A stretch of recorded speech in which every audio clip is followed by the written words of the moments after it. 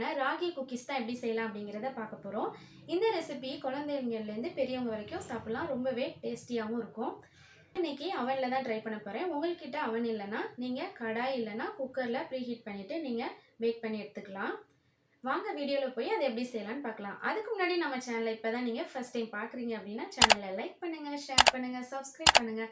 மறக்காமல் பக்கத்தில் இருக்க பெல் ஐகானை கிளிக் பண்ணிவிட்டு ஆளுங்கிற ஆப்ஷனை எனேபிள் பண்ணிக்கோங்க.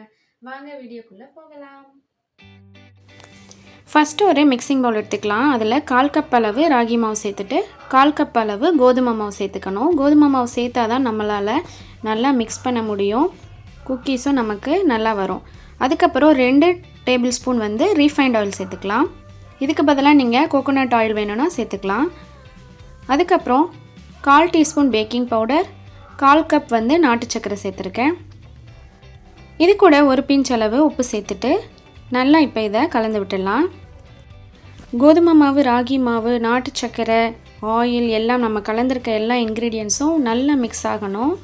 அது வரைக்கும் நம்ம கலந்து விடணும்.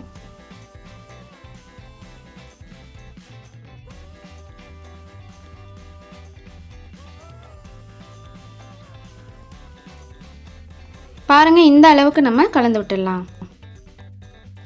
இப்போ நம்ம இதை ஒரு மாவு பதத்துக்கு நம்ம பிசையணும். சப்பாத்தி மாவு அளவுக்கு இல்லை, கொஞ்சம் அதை விட கொஞ்சம் திக்காகவே பிசையணும். அதுக்காக 2 டேபிள் ஸ்பூன் அளவு காய்ச்சி ஆற வச்ச பால் இருக்குது. அதை கொஞ்சம் கொஞ்சமாக சேர்த்து நம்ம மாவு மாதிரி பிசையணும். ரொம்ப சேர்த்தோன்னா நமக்கு தண்ணி மாதிரி ஆகிடும். அதனால் கொஞ்சம் கொஞ்சமாக சேர்த்து நம்ம பிசையணும்.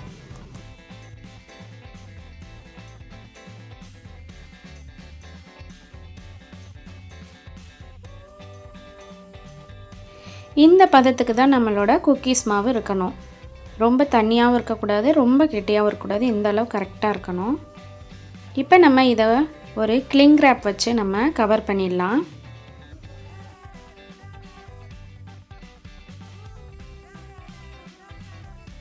இப்போ இதை கவர் பண்ணிவிட்டு ஃப்ரிட்ஜில் ஒரு 15 மினிட்ஸ் வச்சு எடுத்துக்கலாம்.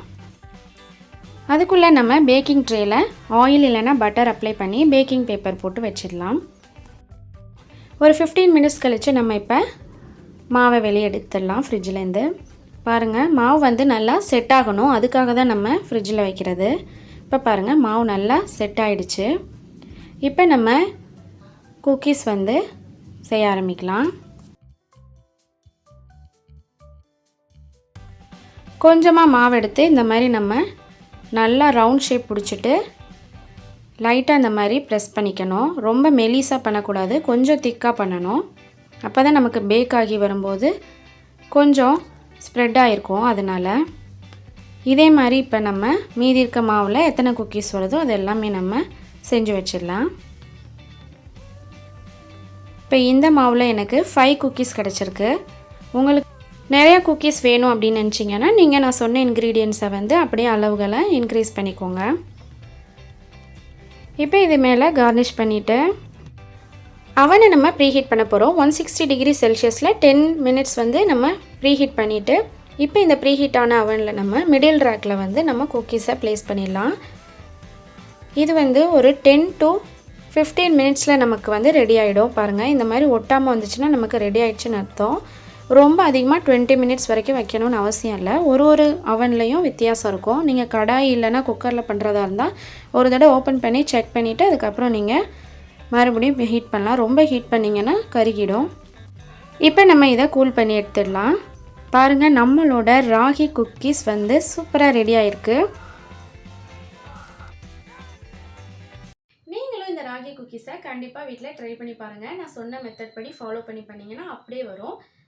உங்களுக்கு குவான்டிட்டிஸ் இன்க்ரீஸாக வேணும், அதாவது இப்போ நான் 5 குக்கீஸ் செஞ்ச இடத்துல உங்களுக்கு 10 குக்கீஸ் வேணும் அப்படின்னா நீங்கள் இன்க்ரீடியன்ஸை அப்படியே டெவலப் பண்ணிக்கோங்க. மீண்டும் உங்களை இன்னொரு சூப்பரான வீடியோவில் சந்திக்கிறேன். அது வரைக்கும் பை பாய்.